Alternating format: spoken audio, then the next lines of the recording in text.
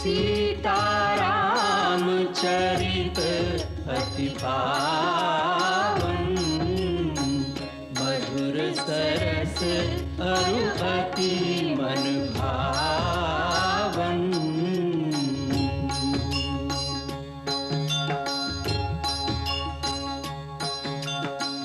पुनि पुनि कितने हो सुने सुनाए, पिय की प्यास बुझत न बुझाए।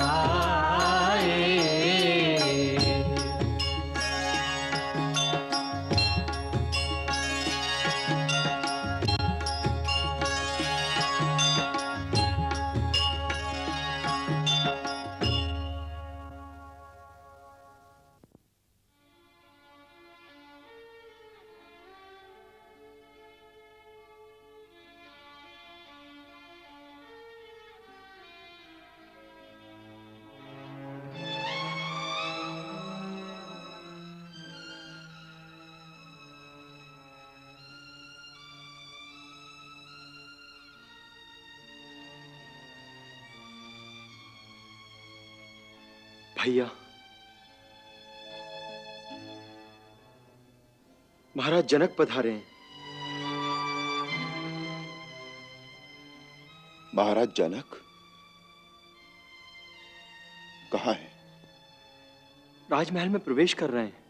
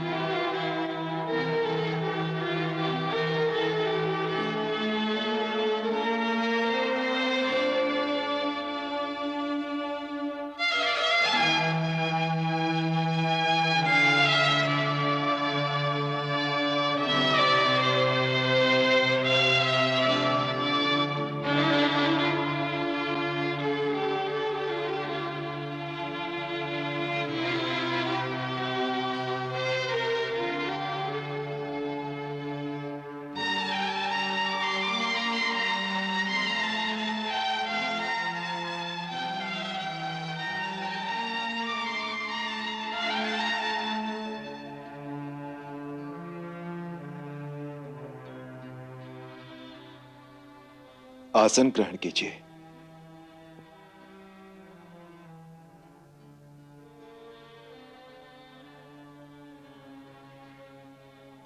अंतःपुर में चलते हैं।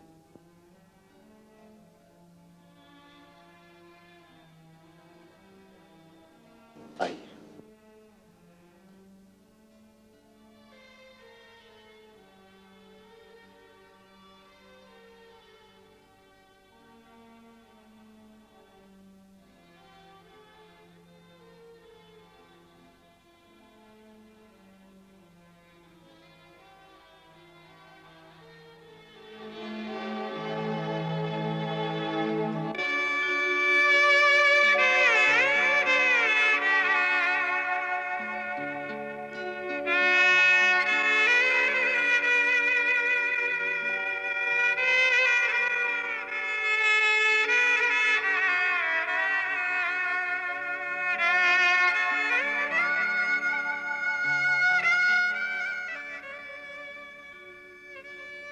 श्याम,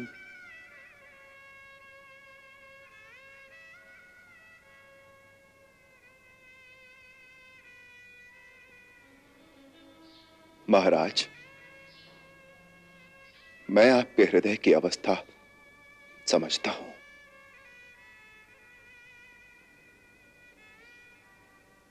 एक दुखिया पुत्री के पिता के मन में जो सैकड़ों प्रश्न उठते हैं, वो इस समय आपके मन में भी उठ रहे होंगे। आप वो सारे प्रश्न मुझसे पूछना भी चाहते होंगे कि मेरी पुत्री के साथ जो घोर अन्याय तुमने किया है, वो किस कारण, उसका दोष क्या था। आप मुझ पर अमानुषी व्यवहार और एक निस्सहाय स्त्री पर अत्याचार का आरोप भी लगाना चाहते होंगे, परंतु एक पुत्री का पिता होने की विवशता ने आपकी जिह्वा पर ताला लगा दिया है और आप चाहते हुए भी कुछ नहीं पूछ पाते।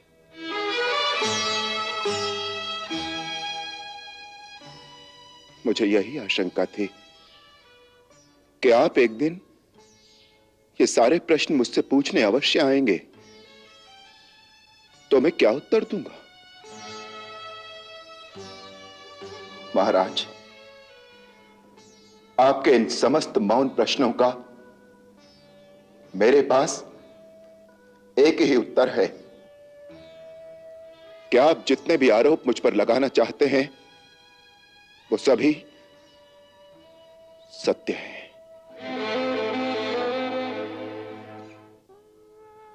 मैं परम दोषी हूं। मैं दोषी हूं आपका, सीता का। मैं अपना दोष स्वीकार करता हूं।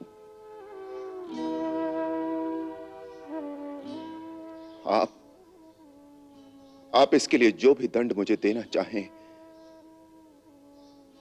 वो मुझे स्वीकार है।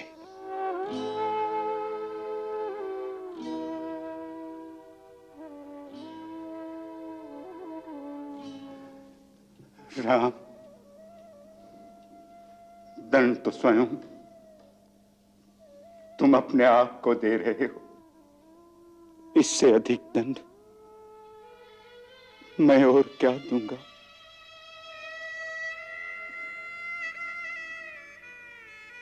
मैं तो विधिना का ये खेल देख रहा हूं कि किस प्रकार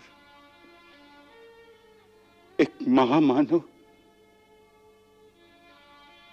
उस पाप का दंड भोगता है जो पाप उसने किया ही नहीं।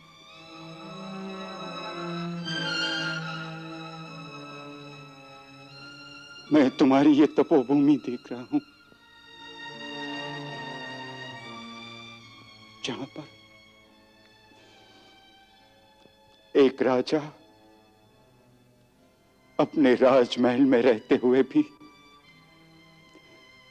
साधु हो गया।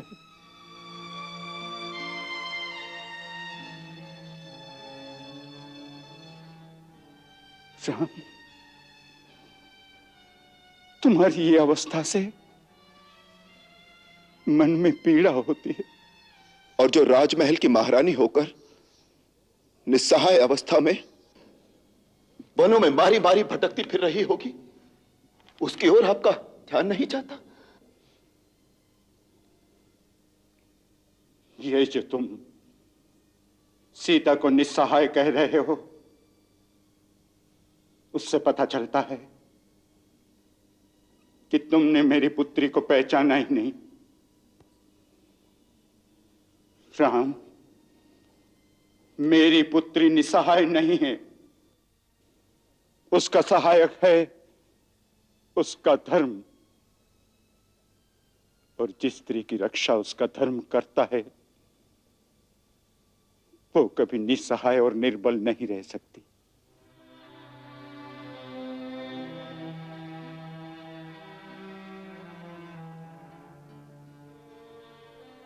यदि मेरी पुत्री सचमुच असहाय होती तो उसी दिन उसका पिता उसकी सहायता के लिए आ जाता।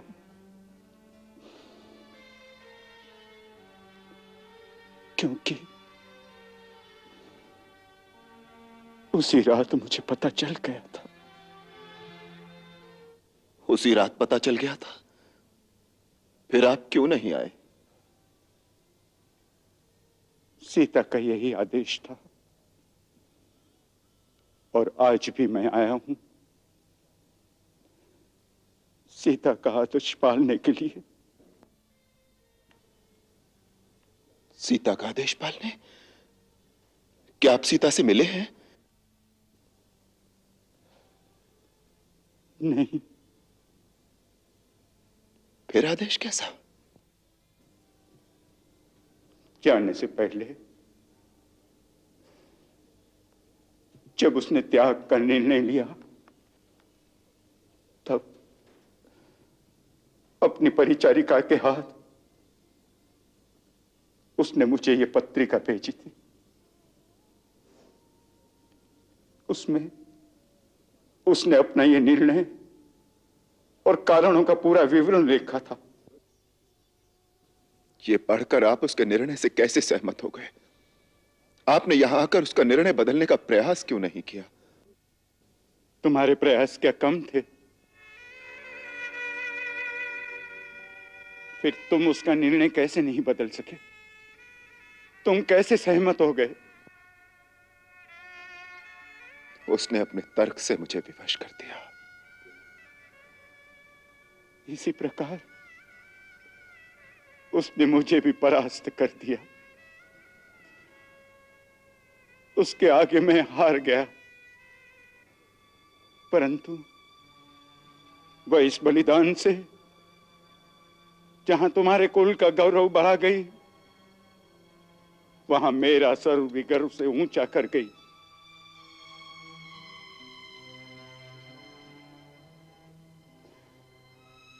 इस पत्रिका को पढ़कर सीता की पूजा और वंदना करने को मन होता है। उस पर सारी नारी जाति युग युगांतर तक गर्व करती रहेगी। देखो देखो राम, जाते हुए भी उसे तुम्हारी ही चिंता थी। इसलिए तो उसने मुझे रोक दिया था। देखो देखो राम। जाने से पहले कितना मन करता है कि आपके श्री चरणों के दर्शन करके जाऊं। कौन जाने फिर इस जीवन में ये अवसर मिले या ना मिले, परंतु यदि आप यहां आएंगे तो राघव अपने को दोषी मानकर आपके सामने दृष्टि नहीं उठा सकेंगे।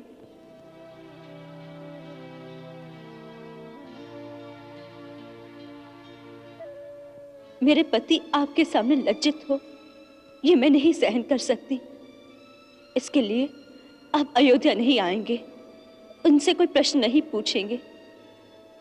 इसके लिए मैं अपनी शपथ आपको देती हूं।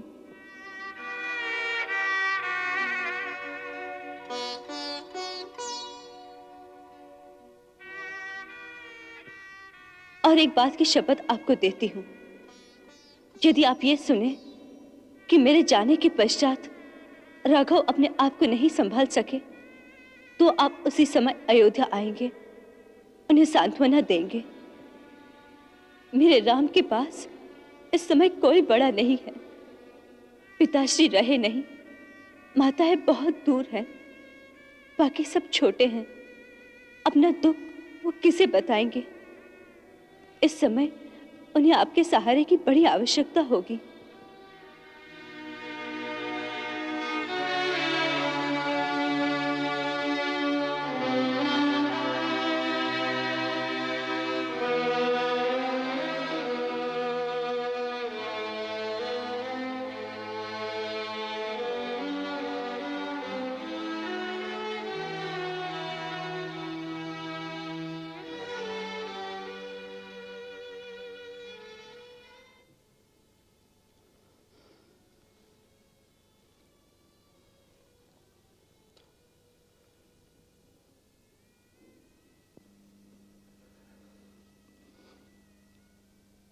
इसलिए जब तुम्हारी अवस्था से विवश होकर लक्ष्मण ने मुझे यह संदेशा भेजा कि तुमने कितना कठोर व्रत धारण किया है, इस प्रकार तुम संसार से विरक्त होते जाते हो,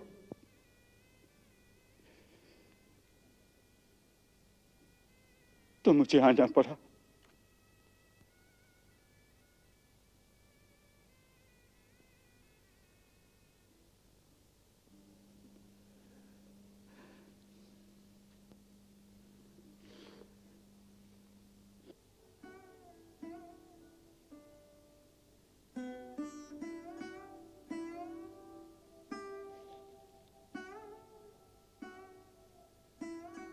क्षमा भैया,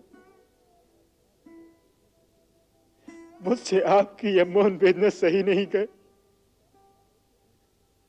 कभी अपने मन की बात तो कहते नहीं, हम सबके सामने केवल मुस्कुराते रहते हो।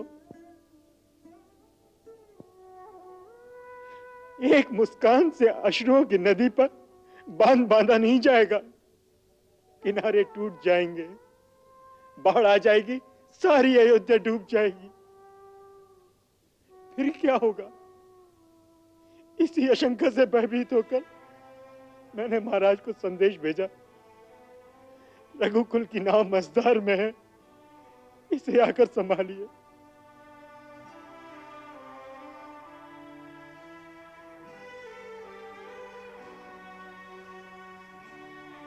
राम, मैं तुम्हें यह कहने आया हूं कि मेरी पुत्री का बलिदान विफल मत करो।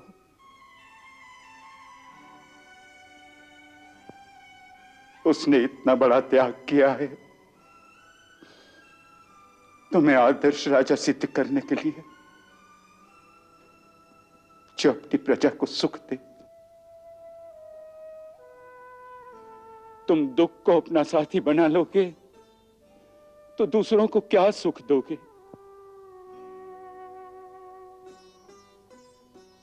और फिर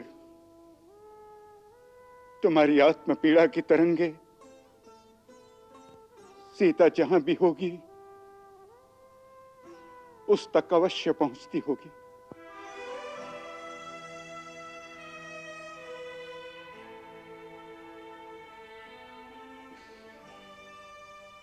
अपनी विवलता से तुम उसे विवल करते रहोगे, क्योंकि पति पत्नी की आत्माएं एक गूढ़ संबंध में एक दूसरे के साथ जुड़ी रहती हैं।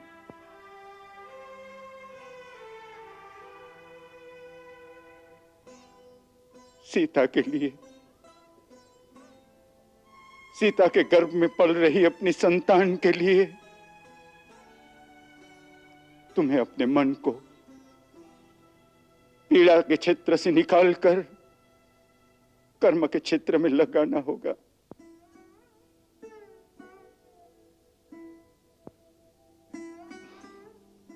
सीता की माता महारानी सुनैना ने भी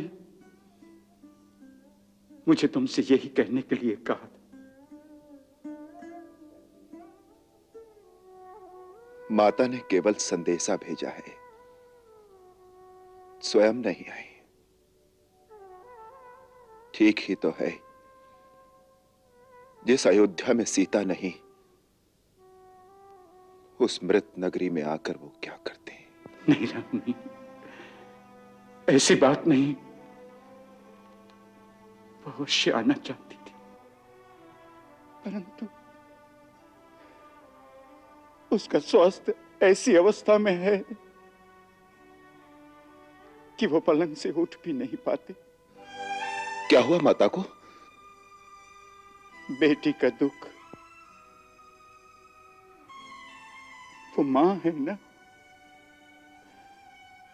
मां से अपनी बेटी का दुख सहन नहीं होता।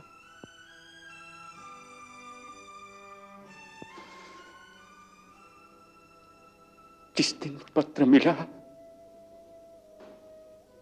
वो अपना कलेजा पकड़कर पलंग पर बैठ गई और आज तक फिर नहीं उठी।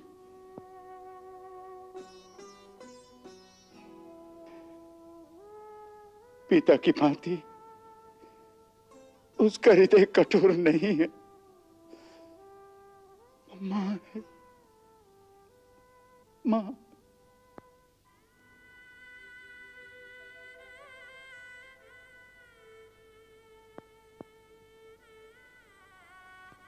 मेरे पापों के फलस्वरूप सभी पीड़ा भुगत रहे हैं। वो मेरे लिए क्या सोचती होंगी? कैसा निर्दयी है राम। हमारी पुत्री के साथ इतना बड़ा अन्याय हुआ है, और वो जिसके कारण हमारी पुत्री इतना महान कष्ट भोग रही है, वो 2 घड़ी के लिए सांत्वना देने भी नहीं आया। यदि आपकी आज्ञा हो तो मुझे उनकी सेवा में जाना चाहिए।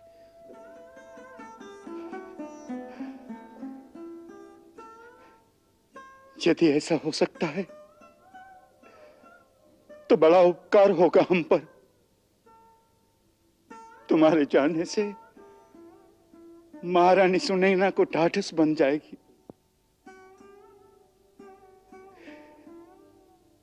तुम्हें देखते ही शायद वो बच जाए।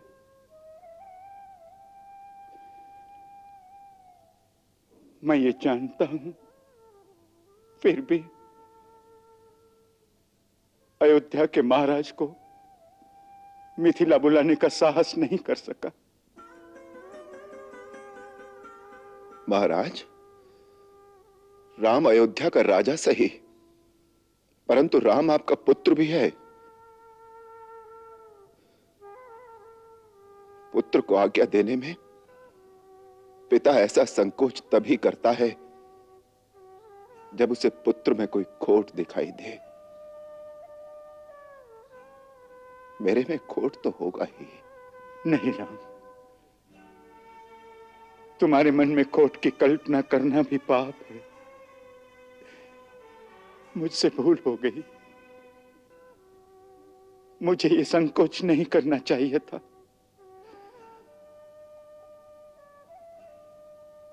तुम्हारे आने से महारानी सुनैना को जीवन दान मिल जाएगा। अगर हो सके तो मेरे साथ ही चलो पुत्र, मेरे साथ ही चलो।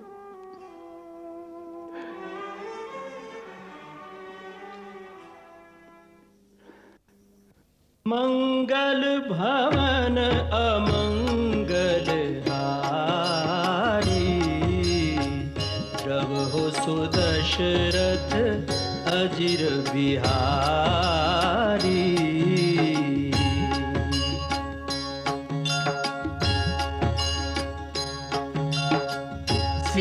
सीताराम चरित अति पावन, मधुर सरस अरु अति मन भावन।